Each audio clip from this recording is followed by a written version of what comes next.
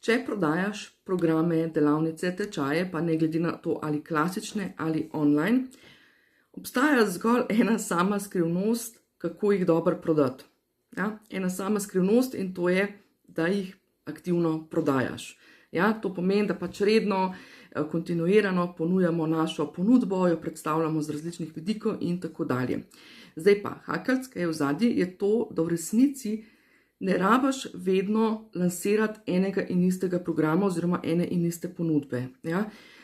To pomeni, da velikrat to pomeni, da pravzaprav ne rabiš, ne vem, vsake 2, 3, 4 mesece iti in prodajati isto zadevo, razen seveda, če želiš. Ne?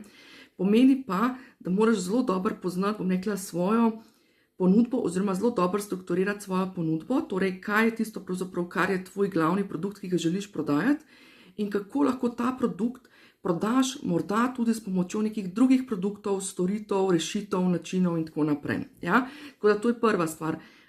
Ni nujno prodajati, ni treba vedno samo lansirati eno in isto stvar, ker včasih se nam pa tudi že malo zdolgočasimo v teh zadevah. In pa seveda zasičimo trg oziroma strank ne nagovorimo iz vseh možnih kotov. Druga stvar, ne rabiš vedno imeti nekih brezplačnih zadev, zato da lahko lansiraš svoje stvari, ja, svoje programe.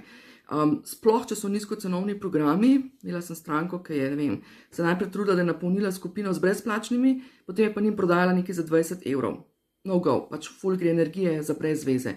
Skratka, v tem primeru, tudi v primeru, recimo, če ne vem, srednje do nekje više cenoven, ne rabiš nujno teh zadev, lahko so kot pospeševalnik prodaje, ni pa treba, da to vedno delaš.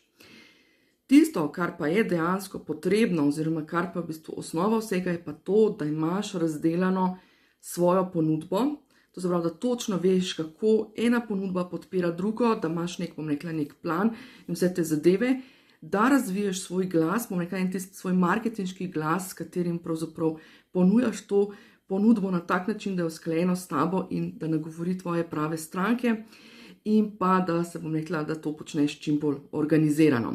Tako da, čez vse te zadeve vas peljem v vodenem skupinskem programu, je skupinski, ampak dela vsak na svojem projektu. Prodaja je znanje, podajaj.